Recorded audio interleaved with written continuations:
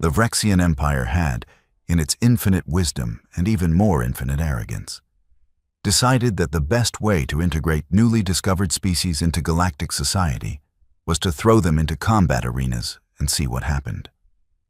Democracy? Boring. Cultural exchange programs? Please. But watching primitives beat each other senseless while sophisticated beings placed bets on the outcome?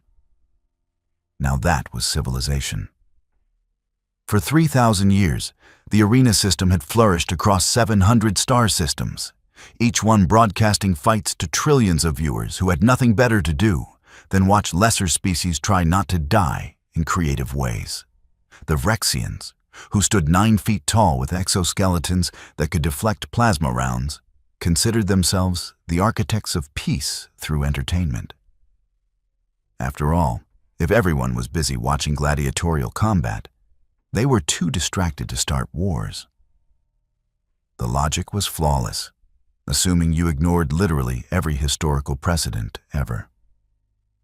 The arenas came in all sizes, from intimate venues holding mere thousands to the Grand Coliseum of Vrex Prime, which could accommodate 4 million spectators and had better concession stands than most planets had hospitals.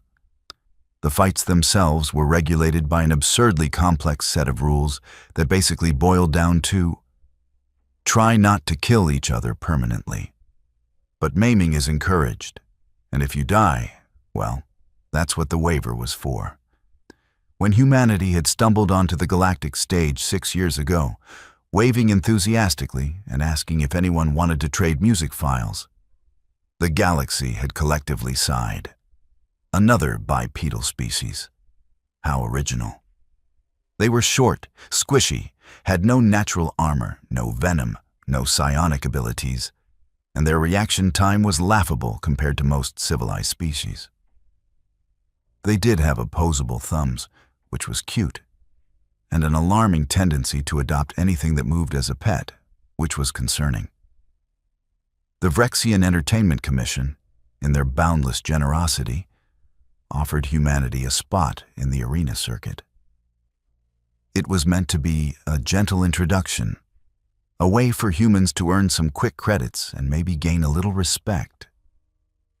The commission expected humans to be mediocre fighters at best, good for a few laughs before they inevitably got stomped by literally anyone else. Humans were designated Class F fighters, which was one step above, please don't put this creature in an arena, it's basically a walking bruise. They were wrong. Magnificently, hilariously wrong. The thing about humans, which the galaxy was slowly and painfully learning, was that they were unpredictable. Not in a cute, quirky way, but in a why is that human eating the poison that was supposed to kill it kind of way. They healed faster than they should, fought harder than made sense, and had a disturbing ability to simply refuse to quit even when quitting was obviously the smart choice. Galactic physicians were still trying to figure out how human adrenaline worked, and the prevailing theory was magic, probably. Enter Cade Vex. No, wait, that was a terrible name. Too dramatic. Her actual name was Mackenzie Reeves, but she fought under the name Cade Vex because her manager, a three-eyed Taurian with a gambling problem, thought it sounded more arena-friendly. Mackenzie had told him it sounded like a rejected action figure, but she needed the money, and arguing with a creature that could see in 3 directions simultaneously seemed pointless. Mackenzie was not supposed to be here. She was supposed to be finishing her xenobiology degree back on Earth, studying alien life from the safety of a laboratory where the most dangerous thing was expired cafeteria sushi. Instead, she had taken a research position on a station orbiting Kepler 442b, got spectacularly drunk at a diplomatic mixer, and somehow signed a contract to fight in the arenas. The details were fuzzy. There might have been a dare involved. Possibly 2 dares. She was 5'7", which the galaxy considered adorably tiny, with dark brown skin, close-cropped black hair that she kept practical because maintaining a hairstyle in zero-G was a nightmare, and a collection of scars that told stories she usually didn't share at parties. Her eyes were dark brown and had a particular glint that her opponents usually noticed too late. The kind of glint that suggested she was calculating exactly how much force it would take to break your kneecap. In her 15 months on the circuit, Mackenzie had racked up 47 wins, 12 losses, and a reputation for being completely, magnificently unhinged. She fought like someone who had never read the manual on self-preservation. She was fast, flexible, and had apparently decided that pain was more of a suggestion than a rule. Other fighters had strength, speed, or natural weapons. Mackenzie had audacity and a complete lack of regard for her own physical well-being. The galaxy found her fascinating in the way people found volcano eruptions fascinating.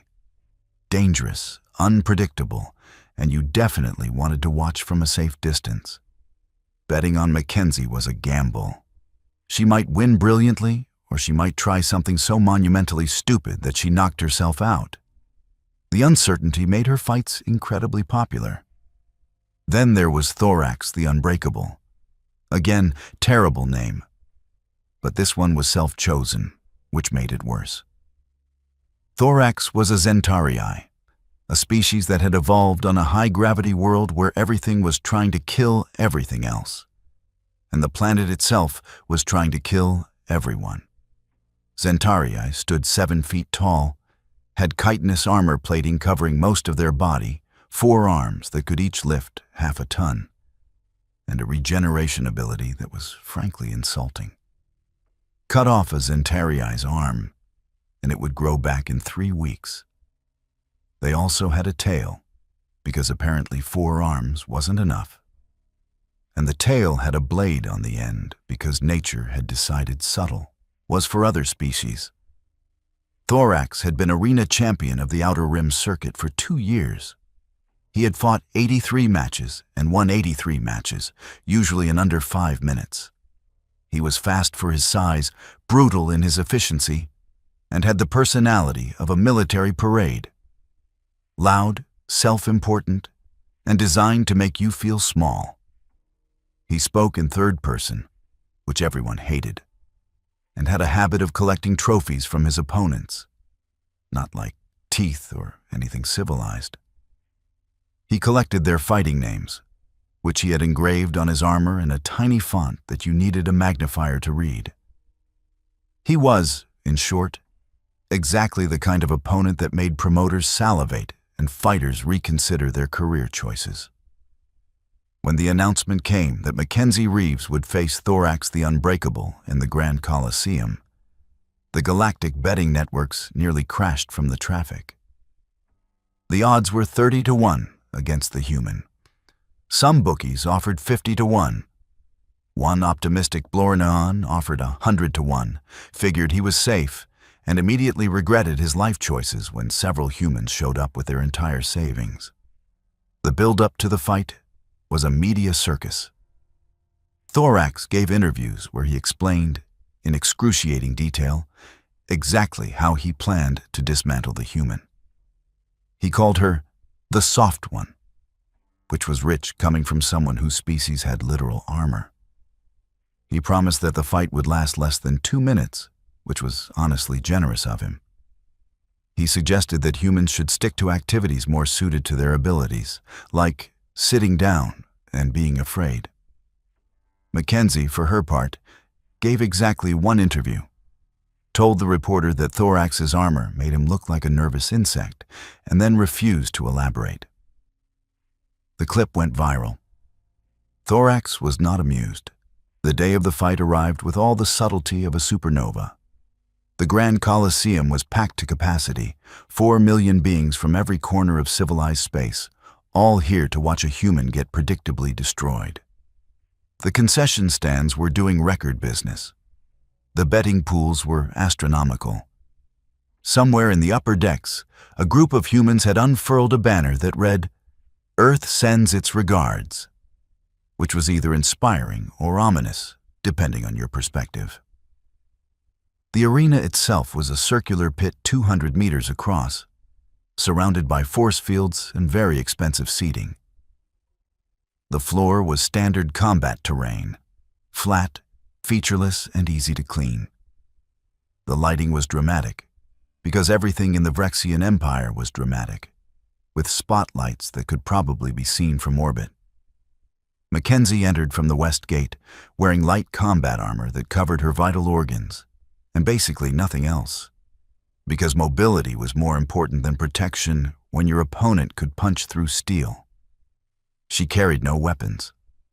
Weapons were optional in arena combat, but most fighters found them more trouble than they were worth when your opponent could simply take them from you. She walked to the center of the arena like she was strolling into a coffee shop, casual and unhurried, waving at the crowd with a grin that suggested she was having the time of her life. The crowd mostly booed. Humans in the audience cheered. It was a mixed response. Thorax entered from the east gate, and the arena erupted. He played to the crowd, flexing all 4 arms, his tail whipping dramatically behind him, his armor gleaming under the lights. He looked like a war machine, which was the point. He pointed at Mackenzie with one claw and shouted something in Zentarii that the translators rendered as, "Thorax will break the soft thing." Mackenzie cupped her hands around her mouth and shouted back, "You talk about yourself in third person, that's a red flag." The crowd laughed. Thorax did not laugh. The referee, a floating drone because no one wanted to actually stand between fighters, recited the rules in a bored monotone that suggested it had done this thousands of times. No killing. No permanent maiming. Yield is accepted. Fight until knockout, submission, or intervention. The drone scanned both fighters for illegal enhancements, found none, and then retreated to a safe distance. A horn blared. The fight began. Thorax charged immediately, because subtlety was for species with something to prove. He closed the distance in 3 massive strides, his 4 arms spread wide to grapple, clearly intending to end this quickly and violently. It was a solid strategy. It worked on most opponents. Mackenzie dropped flat to the ground, let Thorax's momentum carry him over her, and kicked up hard into his midsection as he passed. It was like kicking a concrete wall. Thorax barely felt it. But it threw his balance just enough that he stumbled, and Mackenzie rolled away, coming to her feet 5 meters distant. The crowd roared. First blood, metaphorically, to the human. Thorax spun, his tail whipping around, and snarled something that the translators politely declined to render. He circled left, more cautious now, his eyes tracking Mackenzie's every movement. She circled right, matching him, her hands loose at her sides, her weight balanced. They engaged again. Thorax swung with 2 arms, a combination designed to crush ribs. Mackenzie ducked under the first, sidestepped the second, and drove her fist into the joint of Thorax's 3rd arm. Zentarii joints were armored, but they still had weak points, and Mackenzie had studied the anatomy extensively. Thorax hissed, more in surprise than pain, and backhanded her with his 4th arm. The hit caught Mackenzie across the shoulder and sent her sprawling. She rolled with the momentum, came up in a crouch, shook her head once, and grinned. Blood trickled from her lip where she had bitten it. She spat red onto the arena floor. "That all you got, shell boy?" The crowd was losing its collective mind. This was supposed to be a massacre. Instead, the human was talking trash and still standing. Betting odds were adjusting in real time. Some clever gamblers were hedging their bets. Most were too shocked to think. The fight continued. Thorax had the advantage in strength, reach, and durability. But Mackenzie had speed and an apparently suicidal willingness to take hits if it meant landing her own. She targeted joints, vulnerable spots, the gaps in his armor. She fought like someone who had nothing to lose and found the whole situation hilarious. 5 minutes in, both fighters were bloodied. Thorax's armor was cracked in 3 places. Mackenzie's left eye was swelling shut, and she was pretty sure at least 2 ribs were fractured. Neither was backing down. Then Thorax made a mistake. He got confident. He caught Mackenzie in a grapple, all 4 arms wrapping around her torso, lifting her off the ground. She struggled, but his strength was overwhelming. He squeezed, clearly intending to force a submission, his mandibles clicking in what passed for a Zenturii laugh. Thorax told you, the soft thing breaks. And then, because the universe has a sense of humor, Thorax reached up with one claw and grabbed Mackenzie's hair, yanking her head back to expose her throat in a dominance display. The arena went silent. Not quiet. Silent. 4 million beings collectively held their breath. Pulling hair in combat was technically legal. It was also considered deeply disrespectful, a taunt, a way of saying your opponent wasn't even worth fighting properly. It was the kind of move that started blood feuds. Thorax had done it because he was showboating, playing to the crowd, making sure everyone knew just how thoroughly he was dominating this fight. Mackenzie stopped struggling. For one long moment, she hung there in Thorax's grip, her head pulled back, her hair wrapped in his claw. Then she laughed. Not a polite laugh, not a nervous laugh. A full, genuine, slightly unhinged laugh that echoed through the arena and made everyone very, very uncomfortable. "Oh," Mackenzie said, her voice carrying in the silence. "Oh, you just made a mistake." Thorax squeezed harder, trying to force submission. Mackenzie, still laughing, drove her thumb into the soft tissue under Thorax's primary arm, right where the nerve cluster was. Zenturii anatomy had a design flaw. Their incredible strength came from densely packed musculature, which required equally dense neural pathways. Hit the right spot, and you could trigger a reflex. Thorax's arm spasmed. His grip loosened for half a second. That was enough. Mackenzie twisted, impossibly flexible, and headbutted Thorax right in his mandible. The impact shattered part of his facial armor and probably gave Mackenzie a concussion. But she was already moving. She drove her knee into his midsection, once, twice, 3 times, targeting the same spot she had kicked earlier. The armor there was already weakened. On the 3rd hit, it cracked. Thorax dropped her, staggering back, and Mackenzie hit the ground in a controlled fall, rolled, and came up behind him. Before he could turn, she jumped onto his back, wrapped her legs around his midsection, one arm around his throat, and used her free hand to grab his tail. "You want to pull hair?" Mackenzie shouted, loud enough for the entire arena to hear. "Let's talk about boundaries." She yanked his tail. Hard. The blade scraped against his own armor. Thorax roared and spun, trying to throw her off. Mackenzie held on like a particularly determined barnacle. The crowd was screaming. The commentators were screaming. Somewhere, a Blorgnian bookie was screaming, because he realized he was about to lose his shirt. What followed was less a fight and more a physics demonstration on the topic of why humans are terrifying. Mackenzie fought like gravity was optional and pain was a social construct. She used every dirty trick in the book, plus several that weren't in any book, including one that involved biting, which was technically legal but widely considered unsporting. Thorax was stronger, but Mackenzie was relentless and crazy, mostly crazy. At the 8-minute mark, Mackenzie got Thorax in a submission hold that should not have been physically possible.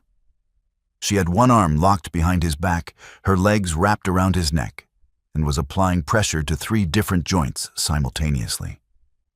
Thorax was trying to break free, but every movement just tightened the hold. "Yield," Mackenzie said, not even breathing hard. This was a lie. She was absolutely breathing hard. But she sounded calm, which was what mattered. "Thorax never yields," Thorax snarled. "That's fine. I can wait. Eventually you'll pass out from blood loss or pride. Either works for me." Thorax thrashed. Mackenzie tightened the hold.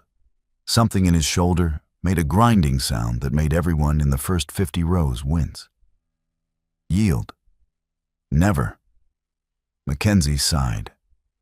"Okay, let's try something else." And then she started talking. Not trash talk, not threats. She just started having a conversation like they were sitting in a cafe and not locked in mortal combat. "So, here's the thing about humans," Mackenzie said conversationally. "We're persistence predators. Back on Earth, we used to hunt by just following prey until it collapsed from exhaustion. We're not fast, we're not strong, but we don't stop. Ever. You know what I had for breakfast? Protein paste and coffee. You know what I'll have after this? Protein paste and coffee. You know what I'll be doing tomorrow? Probably fighting someone else. This is my life now. I have literally nothing better to do than hold this position until you either yield or something important breaks." The crowd was riveted. This was not standard arena psychology. This was something else entirely. "I pulled your tail," Mackenzie continued, still maintaining the hold. "Because you pulled my hair, and that was rude. And you know what happens when you're rude to someone who has nothing to lose? They get creative. So here we are. You've got two choices. Yield, or I start testing exactly how much force it takes to dislocate a Zentarii arm. I'm a xenobiology student. This is technically research." Thorax was breathing hard now, his earlier confidence evaporating. His arms strained against the hold, but Mackenzie had positioned herself perfectly. Every movement caused more pain. His regeneration was incredible, but it didn't help if the damage was ongoing. Thorax doesn't. Third person. Still, that's fascinating. Is it a cultural thing or a personal choice? Actually, don't answer that. I'm genuinely curious, but this isn't the time. Mackenzie applied more pressure. Thorax gasped. "Last chance. Yield, and we both walk away. Don't yield, and I guarantee you'll be in medical for a week. Your choice. I'm good either way." The arena was silent except for Thorax's labored breathing. 4 million beings waited. The moment stretched. "I yield," Thorax whispered. "What was that? Couldn't hear you." "I yield," Thorax roared, his pride shattering audibly. Mackenzie released the hold immediately and stepped back, hands raised. The referee drone swooped in, scanning both fighters, confirming the submission. The horn blared. The fight was over. The arena erupted. The noise was deafening. Humans were screaming. Other species were screaming for different reasons. The betting networks crashed entirely. Somewhere, that Blorgnian bookie was sobbing into his tentacles. Mackenzie stood in the center of the arena, bloodied, bruised, grinning like an absolute maniac. She looked up at the crowd, spread her arms wide, and shouted, "Earth sends its regards." The human section of the crowd went ballistic. Thorax lay on the arena floor, staring at the ceiling, processing what had just happened. He had lost. For the first time in 2 years, he had lost. To a human. A Class F fighter. A species that was barely considered a threat. His 83-fight win streak was over.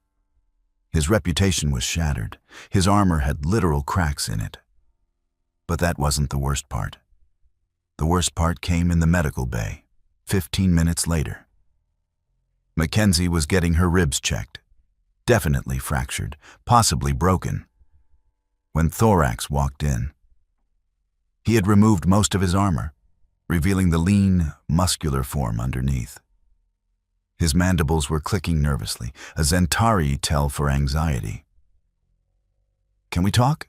he asked, speaking in first person, which was when Mackenzie realized how badly she had broken him. "Sure," Mackenzie said, wincing as the medical drone wrapped her ribs. "What's up?" Thorax sat down, which was when Mackenzie noticed that he was shaking slightly. "That hold you used? The one at the end. Where did you learn it?" "Made it up on the spot. Why?" Thorax looked at her like she had just told him gravity was optional. "You made it up?" "Yeah. I mean, I knew the anatomy, I knew the leverage points, I just put it together. Is that weird?"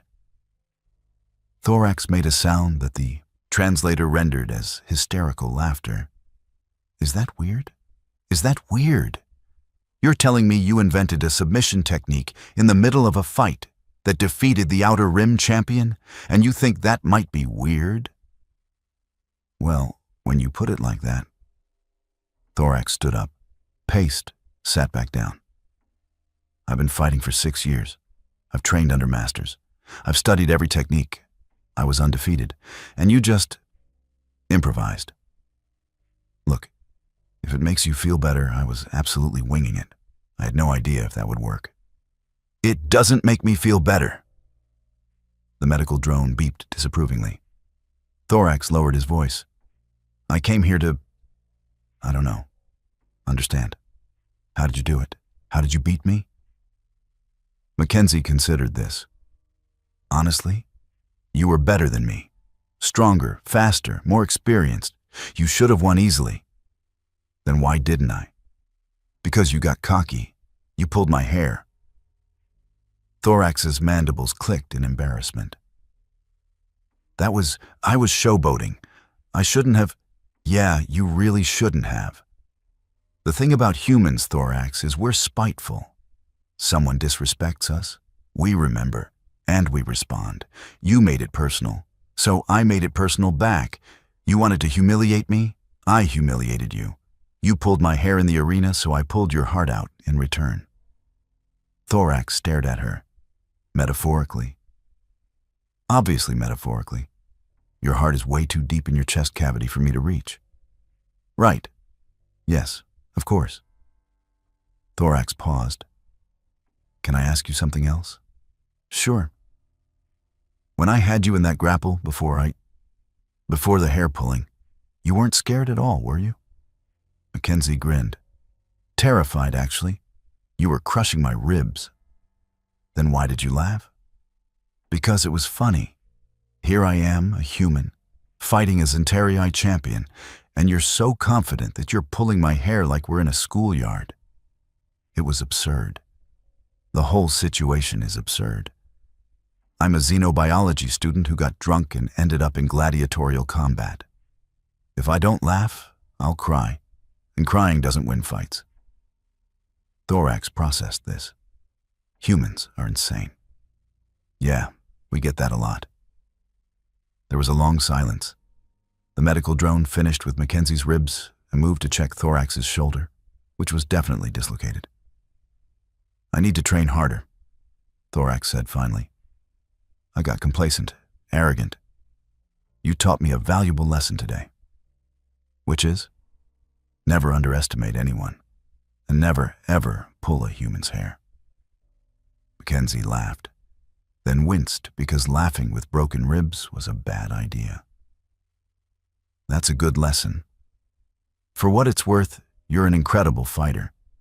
In another 10 seconds, I would have passed out from the grapple. You just made one mistake.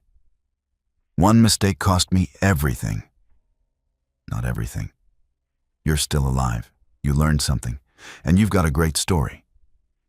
That time a human beat me because I pulled her hair. That's a story people will remember." Thorax considered this. "It's not the story I wanted to be remembered for." "Yeah, well, we don't always get to choose our stories." The medical drone beeped, finished its work, and retreated. Thorax stood, testing his shoulder, then extended one claw to Mackenzie. "Good fight." Mackenzie shook his claw. "Good fight. Next time, keep your hands to yourself." "There won't be a next time. I'm retiring." "What? Seriously?" "Seriously. I've been doing this for too long. Today proved it. I'll find something else. Teaching, maybe. Someone needs to warn the next generation about humans." Mackenzie snorted. "Make sure you include the hair-pulling incident in your curriculum. It will be the first lesson." Thorax left the medical bay, walking slowly, his tail dragging behind him. He looked smaller somehow, diminished, like the fight had taken more than just his win streak. His heart, metaphorically speaking, had been thoroughly extracted, examined, and handed back to him with notes on all its flaws. Mackenzie watched him go, then lay back on the medical bed, staring at the ceiling. Her manager, the three-eyed Torian, burst into the room waving a data pad. "Do you have any idea how much money we just made?" he shrieked. "The odds were 30 to 1, 30 to 1. I bet everything." "You bet everything on me losing or winning?" "Winning! Obviously, I had faith. You told me yesterday I had no chance." "That was before. This is now. Now you're famous. Everyone wants to know about the human who beat Thorax. We've got interview requests from 17 networks." Mackenzie groaned. "Can we not? I just want to eat protein paste and sleep for a week." "No sleeping. We're scheduling your next fight. I've got 3 promoters bidding for—" "I'm taking a break." "You're what?" "A break. 2 months. I need to heal and I need to study. I've got exams." "Exams? You just became the most famous fighter in the Outer Rim and you want to take exams?" "Yes. Because this—" Mackenzie gestured at the medical bay, her broken ribs, the bruises covering 70% of her body. "Is temporary. My degree is forever. Or at least until I forget everything, which, given the head trauma, might happen sooner than I'd like." The manager sputtered, argued, pleaded, and eventually left when Mackenzie threatened to fight him next. She was pretty sure she could take him. He only had 3 eyes. The next day, the galactic news networks were filled with analysis of the fight. Experts broke down every move, every decision, arguing about technique and strategy. The consensus was that Thorax had been defeated not by superior skill, but by psychological warfare and sheer human unpredictability. Some called it luck. Others called it genius. A few called it cheating, though they couldn't point to any specific rule violation. Humans across the galaxy were celebrating. Mackenzie became an instant icon, a symbol of human tenacity and spite. Memes were created, songs were written. One enterprising human started selling T-shirts that read, "Pull my hair and find out." Thorax, true to his word, retired from fighting. He opened a training academy and became one of the most respected combat instructors in the Outer Rim. His first lesson to every new student was a video of his fight with Mackenzie, followed by a 2-hour lecture on the dangers of arrogance. The lesson was titled, "Why You Should Never Underestimate Species Classification." Mackenzie went back to her studies, fought occasionally when the money was good, and eventually finished her degree. She wrote her thesis on Zentarii neural anatomy, with specific focus on exploitable weaknesses. Thorax wrote the foreword. 3 years later, they were both invited to a galactic sports ceremony. Mackenzie received an award for Most Improbable Victory. Thorax received one for Best Career Pivot. They sat together at the ceremony, chatted about the fight, and agreed that it was the best, worst thing that had ever happened to both of them. "Do you ever regret it?" Mackenzie asked. "The hair pulling, I mean." Thorax clicked his mandibles thoughtfully. "Every day. But it taught me humility. Sometimes the best lessons come from our worst mistakes. That's very wise. I've had 3 years to think about it. Fair point. The ceremony ended. They posed for photos and went their separate ways. Mackenzie returned to Earth briefly, visited her family, explained that yes, she was still fighting aliens for money, and no, she didn't plan to stop anytime soon. Her mother worried. Her father asked if she could get him Thorax's autograph. She could not explain to them that she and Thorax were now, in a weird way, friends. The galaxy, meanwhile, updated its species classifications. Humans were moved from Class F to Class C, which was still considered handle with caution, but at least it was no longer, please don't put this in an arena. The betting networks added a new variable to their algorithms, human chaos factor. It didn't make predictions any more accurate, but it made the bookies feel better. The arena system continued because institutionalized violence disguised as entertainment was apparently too profitable to stop. But promoters became very, very careful about matching humans against overconfident champions. Hair pulling was officially discouraged, though not banned, because the Vrexian Entertainment Commission found the whole situation hilarious and wanted to see if it would happen again. It did. Twice. Both times, the human won. The galaxy learned slowly, but it learned. And somewhere in the outer rim, in a small apartment on a station orbiting a forgettable star, Mackenzie Reeves sat at her desk, studying for her next exam, her ribs fully healed, her hair growing back nicely, thinking about her next fight and wondering if she should write a book about arena combat. She decided against it. Some stories were better lived than written. Besides, she had terrible handwriting, and the galaxy had enough terrible books already. The title, if she ever changed her mind, was already decided. He pulled my hair in the arena, so I pulled his heart out in return. A memoir of spite and violence. It would be a bestseller. But that was a problem for future Mackenzie. Present Mackenzie had exams to study for and protein paste to eat. The glamorous life of a gladiator student was never-ending.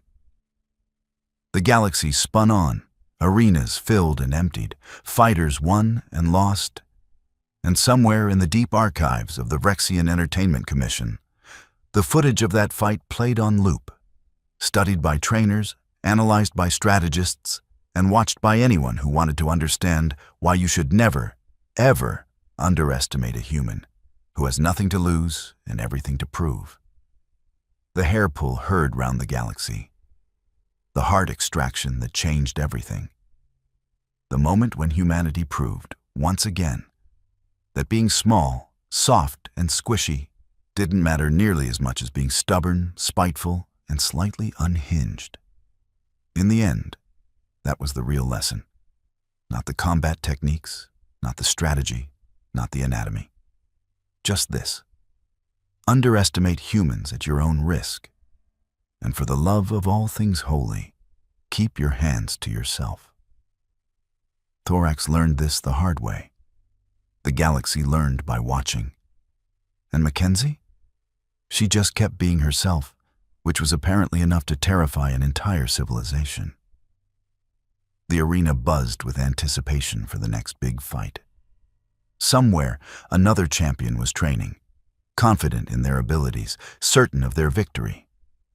And somewhere else, another human was signing a contract, grinning at the odds, ready to prove everyone wrong one more time. The cycle continued. It always did. That was the thing about humans. They never learned when to quit. And the galaxy, in its infinite arrogance and even more infinite capacity for entertainment, never learned to stop betting against them. Some lessons, apparently, had to be learned over and over again. Usually the hard way, preferably with cameras rolling and betting pools open. And if there was one thing the galaxy had learned from Mackenzie Reeves, former xenobiology student and current arena legend, it was this: pull a human's hair, and they'll pull your heart out in return. Metaphorically, usually, probably. Best not to test it.